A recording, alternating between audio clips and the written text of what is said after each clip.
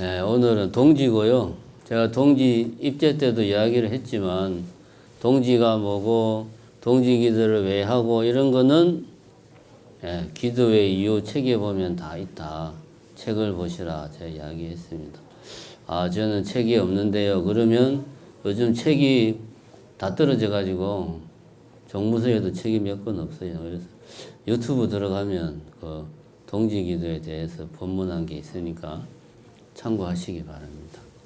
그래도 뭐 또 혹시 모르니까 간단하게 이야기하자면 동지는 1년 중에서 이제 해가 제일 짧은 날이다. 이게 이제 동지입니다. 낮이 제일 짧은 날. 반대로 하면 밤이 제일 긴 날이 동지입니다. 그래서 밤이 제일 길기 때문에 어두운 기운이 강하다. 그래서 동지에는 뭔가 좀 이런 어두운 기운, 좀 사악한 기운을 몰아내야 된다. 그래서 팥죽을 먹고, 요즘 사람들은 잘 모르지만 뭐 몇십 년 전만 해도 팥죽을 막 온 사방에다 막 뿌리고 막 그랬죠. 기억납니까? 예, 그랬습니다. 벽에다가 뿌리고 막 그랬잖아요. 그죠? 그래서 그게 며칠 지나면 벽에 뻘겋게 바짝 말라붙어 가지고 막 그게 이제 왜 붉은색 팥죽을 뿌리냐 하면 붉은색이 이제 어떤 삿된 기운을 몰아내는 이제 그런 역할을 하기 때문에 그 동짓날 팥죽을 써 가지고 그걸 이제 집 주변에다가 뿌리고 이렇게 이제 하는 겁니다. 왜 우리가 이런 거를 1년 365일 중에서 동지에 이런 걸 하느냐. 앞에서도 말했지만은 이거는 이제 일종의 좀 동지라는 날에 동지라는 좀 다른 날과는 좀 다른 날에 좀 의미를 부여하는 거죠. 낮이 제일 짧다, 밤이 제일 길다 라는 이 말은 다시 말하면 이제는 낮이 길어질 일만 남았다. 다시 말하면 우리가 이제 세시풍속의 측면에서 보면 새해는 요즘 말로는 구정이 이제 음력설이 1월 1일 달력으로 우리 같은 동아시아 동북아 쪽에서는 음력 1월 1일을 한 해의 시작으로 치는데 이거 사실은 나라마다 문화마다 한 해의 시작이 다 다르잖아요. 그지? 이슬람권 다르고 뭐 유럽 다르고 저기 남미 무슨 마야 문명 그쪽은 또 우리하고 또 많이 다릅니다. 근데 이 자연적인 관점, 우주적인 관점에서 보면 한 해의 시작은 엄밀히 따지면 언제입니까? 동지지, 그죠? 동지. 굳이 이야기를 하자면 왜? 동지가 해가 제일 짧으니까 해가 쫙 오늘부터 시작해서 이제 길어졌다가 하지 때 제일 길어져서 하지를 지나면 또 짧아져. 요게 이제 1년 주기로 반복을 하니까 거창하게 말하면 우주적 관점에서는 오늘이 새해입니다. 새해. 예, 이런 의미가 있는 날이니까 뭔가 이런 날 뭔가 좀 의미 부여를 하자. 그래서 올 한 해 좀 삿된 기운을 몰아내고 우리 집안이 무사 안녕하고 가족들이 다 건강하고 하느님마다 잘 되기를 바라는 이런 마음들을 옛날 사람들이 가진 거죠. 그래서 동지에 이런 의미 있는 어떤 의식을 한 겁니다. 그럼 이런 의미 있는 의식을 왜 하냐? 그냥 안 하고 넘어갈 수도 있죠.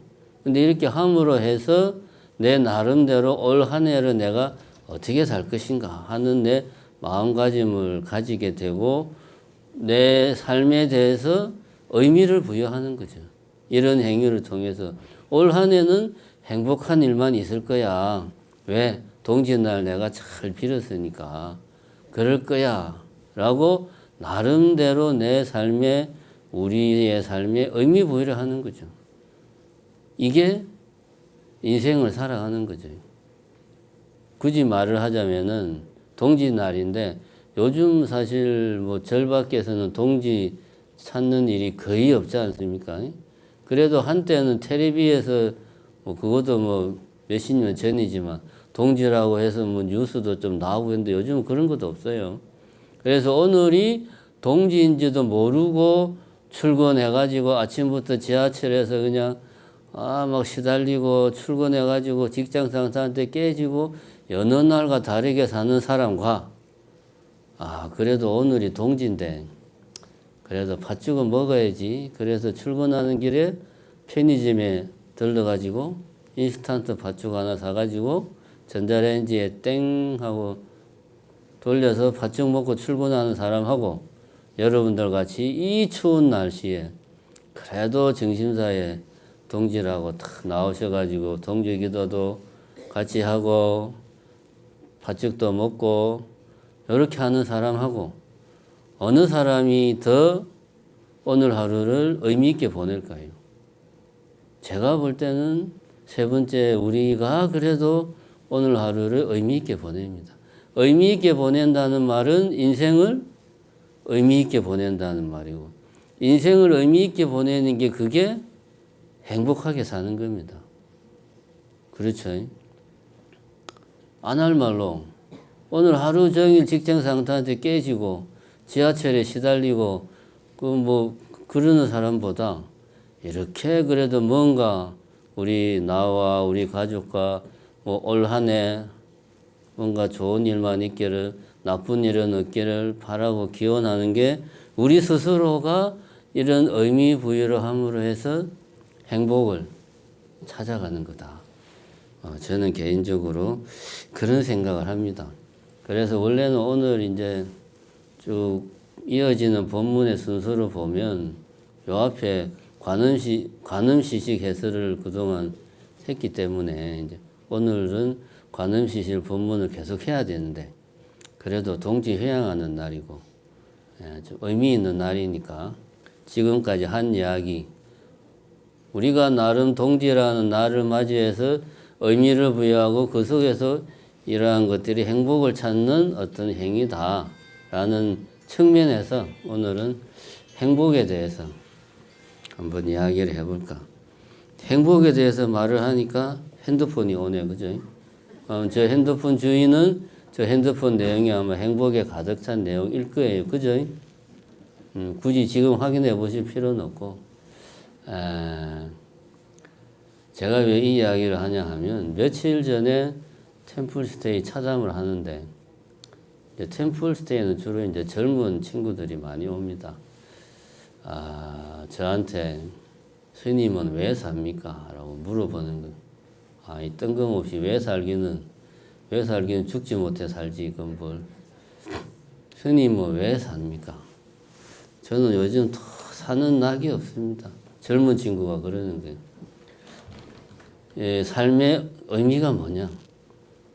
사는 이유가 뭐냐? 그런 거에 대해서 좀 명쾌하게 답을 달라. 저한테 이제 그렇게 이야기를 하는 거예요.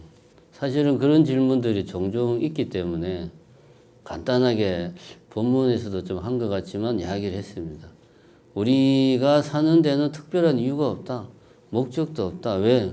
우리가 태어날 때 이유와 목적을 가지고 태어난 사람이 어딨냐?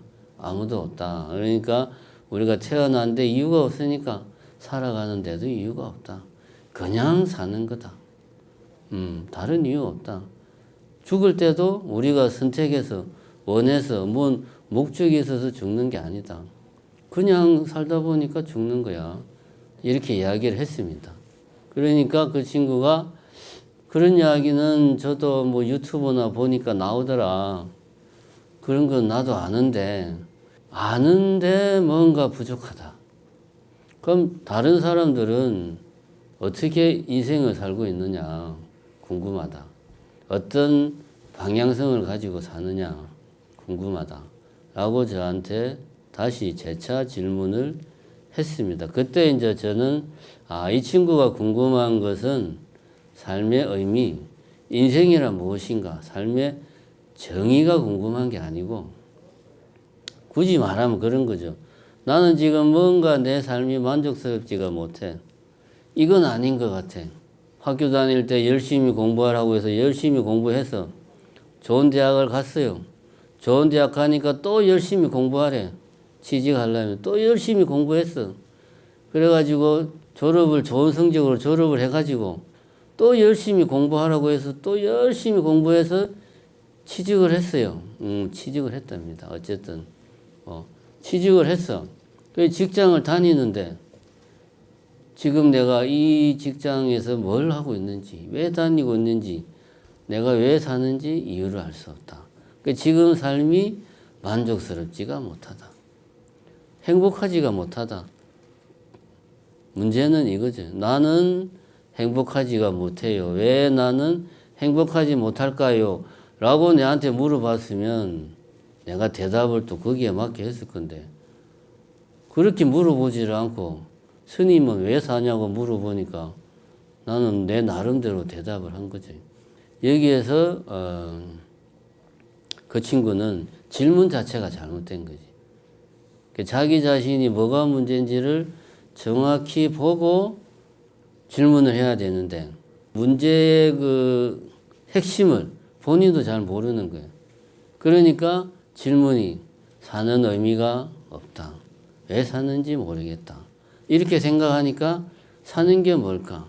이렇게 생각이 가고 그럼 스님은 왜 사냐라고 이제 저한테 물어보는 거죠. 결국은 행복의 문제다. 본인은 인식을 못하지만 내가 볼 때는 이 친구는 20대 후반까지 앞만 보고 열심히 달려왔다 이거지. 자기 나름대로는 주변에서 이렇게 하는 게 좋은 거야 라고 이야기를 하고 본인도 그렇게 생각을 하고 나를 위해서 열심히 돈을 벌고 내 밑에 엄청난 돈을 쏟아붓는 부모님을 생각하면 내가 놀면 안 돼. 착한 학생이니까 열심히 공부를 해서 드디어 인생의 목표에 도달했는데 도달해서 보니까 내가 여기 왜 왔지? 이런 생각이 든다는 거지. 쉽게 말해서 행복하지가 않은 거예요. 근데 이제 요거하고 조금 다른 케이스지만 또 그전에는 한번 이런 케이스도 있었습니다. 제가 이야기한 것 같기도 한데 그러니까 이 친구는 이제 막 게임 개발하고 학생인데 그러니까 아주 똑똑한 친구죠. 학교 다니면서 막 벤처기업 이런 것도 만들어 가지고 게임도 이제 자기가 막 게임도 만들고 열심히 그야말로 열정적으로 해요. 옆에서 봐도 야 진짜 인생을 뭐 혼자서 세 사람 네 사람 몫을 하면서 시간을 쪼개가면서 열정적으로 살아. 근데 결정적으로 요즘 세상에서는 지가 아무리 아이템이 좋은 게임을 만들어도 돈이 없으면 그거 현실화 못 시키잖아요. 이제 이런 이제 학교에서 이제 어떤 창업 투자 지원 대상 여기서 탈락이 된 거예요. 그러니까 이제 이 친구가 풀이 팍 죽어가지고 스님 사는 게 너무 힘듭니다. 어떻게 하면 돈을 벌 수 있나요? 나는 돈이 필요해요. 왜 돈이 있어야 좀 자기가 만드는 게임에 투자를 할 수 있으니까 어떻게 하면 돈을 벌 수 있나요? 아니 돈을 못 벌어서 돈 버는 걸 할 줄 몰라서 출가한 사람한테 그런 걸 물어보면 내가 뭐라고 대답을 하겠습니까? 이 친구 같은 경우는 열심히 노력하면 어떤 열정을 가지고 막 불태우면 인생이 행복할 거야. 행복할 거야 라고 결론은 안 내렸지만 열정적으로 사는 삶 속에서 뭔가 인생의 의미, 삶의 보람, 이런 것들을 아마 추구를 했을 겁니다. 결국 그게 행복이니까. 이렇게 살면 행복할 거라고, 본인이 의도는 안 했지만 그게 행복으로 가는 길이다라고 무의식적으로 느끼고 그렇게 열심히 살았는데 세상이 너는 행복하면 안 돼 라고 파토를 놓은 거죠. 쉽게 말하면 너 왜 행복하려고 그러니? 행복이 네 마음대로 되는 거 아니란다 얘야. 인생은 세상은 냉혹한 거야. 네 혼자 열심히 한다고 행복해지냐? 이렇게 이제 젊은 친구의 길을 팍 꺾어버린 거죠. 결국 이 친구가 스님 어떻게 하면 돈을 벌 수 있나요? 어떻게 하면 돈을 많이 벌 수 있는, 요즘 사는 게 너무 힘들어요 라고 저한테 이야기하는 것도 제가 느끼기에는 요즘 제 삶이 너무 불행합니다. 어떻게 하면 행복할 수 있을까요? 라고 물어보는 거하고 똑같다. 또 비슷한 케이스도 있어요. 뭐 템플 차담을 하다 보니까 참고로 하는 이야기지만 우리 신도님들은 저한테 와서 상담을 안 해요. 제가 이게 처음 와가지고 1년 동안 제발 좀 주지실에 와서 차도 한잔 하시고 그러라고 그냥 신신당부를 하고 빌고 해도 그냥 안 오더라고. 그래 그때는 섭섭했는데 요즘은 너무 편합니다. 안 오니까 얼마나 좋아. 정말 좋아요. 우리 신도님들의 그런 깊은 뜻이 있는 줄은 몰랐어요, 제가. 그래서 이야기거리가 템플 차단밖에 없어요. 또 한 친구는 그런 친구도 있습니다. 회사를 잘 다니고 있어요. 20대 중반쯤 되어 보이는데 회사도 뭐 그냥 무슨 세무사 사무소 같은데 회사도 잘 다니고 있는데 뭔가 이제 그 친구 말을 그대로 옮기면 이렇습니다. 나는 지금 20대고 20대면 20대답게 뭔가 열정을 쏟아부어서 뭔가를 해야 되지 않을까 이런 생각을 하는데 그게 뭔지 모르겠다. 뭔가 열정적으로 살고 싶은데 뭘 해야 될지 모르겠다. 이렇게 이제 이야기를 하더라고요. 그런데 이제 그 친구 이야기를 들으면서 내가 든 생각은 열정이라 하는 것은 머리에서 나오는 게 아니고 어디서 나오는 겁니까? 가슴에서 나오는 거. 그지? 내가 생각을 해서 지금부터 내일부터 한 달 동안은 열정적으로 살아야지. 그러면 막 마음속에서 열정이 막 없던 열정이나 뭐 에너지가 막 솟아나는 그런 게 아니잖아요. 마음에서 우러나오는 건데 그 친구는 머리로 막 열정을 만들려고 하는 것 같아요. 남들이 그렇게 사는 것처럼 보이니까. 그러니까 이 친구가 생각하기에는 행복이라는 것은 우리 나이 때의 행복이란 열심히 열정적으로 사는 게 행복인데 나는 그런 게 없으니까 나도 뭔가 좀 내 젊음을 바칠 그런 뭔가가 필요하다. 그게 뭘까? 이렇게 이제 생각하는 거죠. 그러니까 가만히 생각해 보니까 결국 우리 인생의 모든 문제는 행복으로 귀결된다. 그런 생각을 합니다. 얼마 전에 제가 광주일보에 칼럼을 쓸 때 그런 말을 썼습니다. 칸트가 이야기하기를 행복하게 살려면은 세 가지를 갖추면 된다. 첫 번째는 일이 있어야 되고, 두 번째는 사랑하는 사람이 있어야 되고, 세 번째는 인생에 희망이 있어야 된다. 이 세 가지가 있으면 행복하게 살 수 있다. 근데 그 말을 가만 들어보니까 그냥 평범한 사람, 직장 다니면서 가족, 사랑하는 처자식이 있고 나름대로 뭐 소소하지만 희망도 있는 사람들이 많거든. 그죠?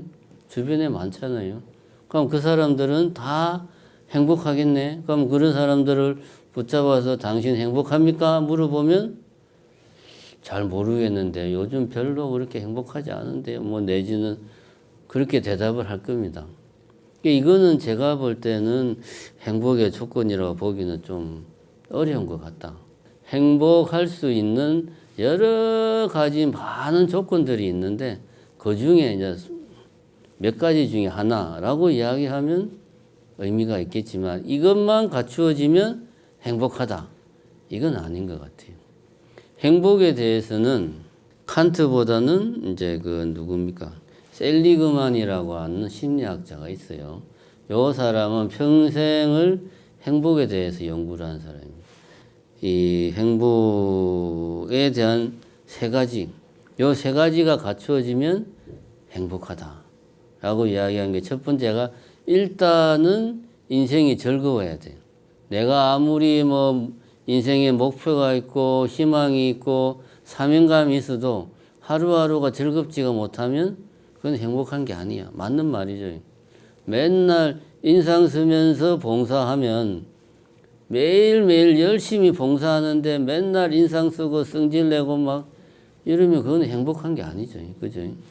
첫 번째는 즐거워야 돼요. 두 번째는 본인의 삶을 되돌아봤을 때 언제 내가 행복했나. 그걸 가만히 생각해 보면 대부분의 경우는 뭔가에 내가 몰입해가지고 막 열심히 할 때 내가 남이 시키는 대로 하는 게 아니고 내가 하고 싶어서 뭔가를 열심히 할 때 그럴 때 우리는 행복하다는 생각이 듭니다. 맞는 말이에요. 두 번째. 문제는 몰입이 잘 안 되죠. 문제는. 그게 문제지. 세 번째는 앞에도 이야기했지만 삶의 의미를 내가 내 스스로 의미를 부여하고 또 그 의미에 대해서 내 스스로가 인정할 때 오늘은 동지니까 동지는 이런 의미가 있는 날이야. 그래서 나는 정심사에 나와서 동지 기도도 하고 이렇게 기도도 해. 이렇게 내 나름대로 내 행위에 대해서 의미 부여를 할 때 우리는 행복하다. 요거는 좀 상당히 일리가 있는 말입니다. 충분히 제가 볼 때는 그럴싸하다. 이런 생각이 듭니다. 그런데 삶의 의미 부여를 하고 뭔가에 몰입을 하고 즐겁고 하다고 해서 꼭 행복하다는 보장은 없어요. 왜냐하면 100명의 사람을 탁 데려다 놓고 우리 여기 100명은 안 되지만 각자에게 물어봅시다. 행복이 도대체 뭐냐? 어떨 때 행복한 걸 느끼냐? 물어보면 즐겁다, 만족스럽다, 성취감을 느낀다 이런 거는 우리가 느낄 수 있는 건데 행복이라고 하는 것은 이게 좀 실체가 불분명해요. 애매해요. 뭐가 행복인지 잘 알 수가 없어. 진짜로. 여러분들이 곰곰이 생각해 보십시오. 행복을 이것이 행복이다라고 딱 가리킬 수 있는 그 뭔가가 아니에요. 행복이라는 거는 아주 복합적인 그 무엇입니다. 왜 그런가 하면 제가 이제 오늘 아침에 곰곰이 생각을 해보니까 행복이라고 하는 게 우리 밖에 있는 어떤 대상이라고 하면 우리가 이거를 다 요게 행복이다. 내지는 내 혼자 하는 게 아니고 여럿이 힘을 합쳐서 뭔가를 이루어내는 어떤 공동의 목표 이런 거 다음에 우리가 딱 눈에 보이는 내지는 우리가 같이 말로 할 수 있는 이런 건데 행복이라고 하는 게 내 밖에 있는 게 아니에요. 어떤 내 마음의 어떤 상태를 두고 우리는 행복하다라는 표현을 했습니다. 근데 이게 만족감만 있는 것도 아니고 성취감만 있는 것도 아니고 즐거움만 있는 것도 아니고 이런 여러 가지 감정들이 복합되어 있는 어떤 상태. 요게 행복이다. 그래서 제가 궁금해가지고 행복에 대한 정의를 사전에서 찾아봤어요. 사전에 어떻게 써놨나 보니까 국어사전에는 이렇게 써놨습니다. 기쁨과 만족감을 느껴서 흐뭇한 상태. 그냥 기분 좋다는 이야기예요. 그냥 이 말을 가지고 행복에 대해서 우리가 이 설명을 듣고 그게 행복이구나 쏙 시원하게 해결이 안 됩니다. 이런 말은 나도 할 수 있겠네. 그런 거예요. 이게 사실은 하나마나한 소리를 써놓고 있어요. 그 다음에 이제 백과사전에 보니까 행복이라는 게 뭐냐? 보면은 첫 번째는 감정이다. 그런데 그 감정은 어떤 욕구나 욕망이 충족되어서 만족스러운 상태를 말한다. 그 다음에 즐거움과 여유로움을 느끼는 상태다. 불안감을 느끼지 않는 상태다. 이게 뭐야 이게? 제가 아까 이야기한 거랑 똑같죠. 만족감, 즐거움, 기쁨 이런 복합적인 감정이 어쨌든 그런 복합적인 상태를 말하는 거예요. 이게 우리가 행복이 뭐다라고 딱 가리킬 수 없는 이유는 내 마음의 상태라서 그래요. 내 마음이 어떤 상태에 있을 때 그걸 행복이다라고 말할 수 있는 겁니다. 제가 예전에 본문에서 그런 이야기를 한 적이 있는데 내가 살아오면서 아, 그 순간은 정말 행복한 순간이었다 라고 느끼는 순간이 제가 기억 속에 탁 이렇게 새겨져 있는 기억이 있어요. 언제냐면 2007년도인가 그때 이제 광화도 하여튼 뭔 절에서 한 1년 살았어요. 그때 이제 개를 키웠습니다. 개를 키웠는데 개 이름이 보리였어요. 보리라고. 가을이었어요. 개가 40일 됐을 때부터 이제 절에 와가지고 저 떼자마자 키운 거지 그냥. 키웠는데 가을에 낙엽이 막 질 때 보리를 데리고 이제 산책을 쫙 나갔어요. 산책을 쫙 나가다가 경치가 좋아가지고 양쪽으로 이제 낙엽이 막 길가에 들어있으니까 사진을 찍으려고 이제 사진 찍으려면 두 손으로 찍어야 되니까 줄을 놓고 얘가 이제 알아서 지가 막 포즈를 취하는 거야. 내가 사진 찍는다니까 요 앞에서 그때는 이제 보리는 내 눈에 안 들어오고 단풍이 이제 멋있으니까 단풍을 찍었는데 그러고 이제 들어왔죠.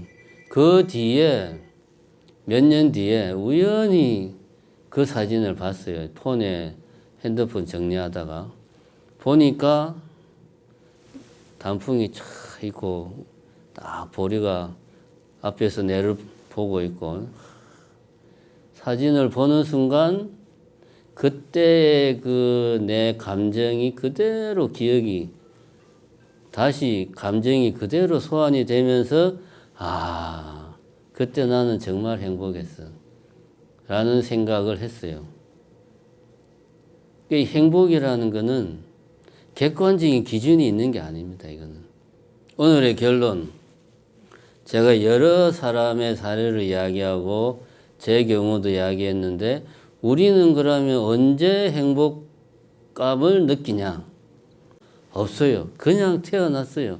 태어났는데 태어난 순간부터 우리는 어떻게 합니까? 어떻게든 살려고 아둥바둥해요. 갓난아이가 태어나자마자 왜 우냐? 추워, 옷 좀 줘. 뭐 쉽게 말하면 이거잖아요. 우리 엄마 뱃속에서 나오느라고 나 너무 힘들었어요. 괴로워요. 나 좀 편하게 있고 싶어. 그래서 우는 거잖아요. 말을 못하니까. 다시 말하면 나 좀 편하게 살고 싶어. 이 말을 하는 거예요. 태어나자마자 인간은 살기 위해서 아둥바둥해. 거기는 이유가 없어요. 태어난 사람이 가진 살아있는 사람이 가지는 단 하나의 우리가 태어날 때 우리가 손에 쥐고 나오는 단 하나의 무기가 뭐냐? 살아야 되겠다. 그 옛날에 낭만닥터 김사부 드라마에서 그 누구냐 그 배우 그냥 툭 하면 그랬잖아요. 살린다 막. 살아있는 사람이 태어나면서 가지는 단 하나의 무기는 살아야겠다. 살고 싶다. 요겁니다. 그러니까 굳이 말하자면 생애의 본능 이것이 우리를 살아있게 하는 가장 큰 힘이에요. 삶의 원동력. 생의 본능이 사라지면 어떻게 합니까? 우울증이 심해지면 자기 스스로 살기를 포기하잖아요. 삶의 의욕을 상실하는 거지. 그러니까 살아있는 사람에게 가장 중요한 삶의 원동력은 어떻게든 살아야 되겠다. 이겁니다. 제가 볼 때는. 어떻게 사느냐는 중요한 게 아니고 어떻게든 나는 살고 싶다. 요겁니다. 그런데 행복감이라는 것은 쭉 보니까 그런 거더라고. 다른 게 아니고 내가 지금 살아있구나 라는 것을 내가 느끼는 거예요. 내가 지금 이렇게 사니까 내 삶이 잘 굴러가는구나 라고 하는 거를 내가 느끼는 거예요.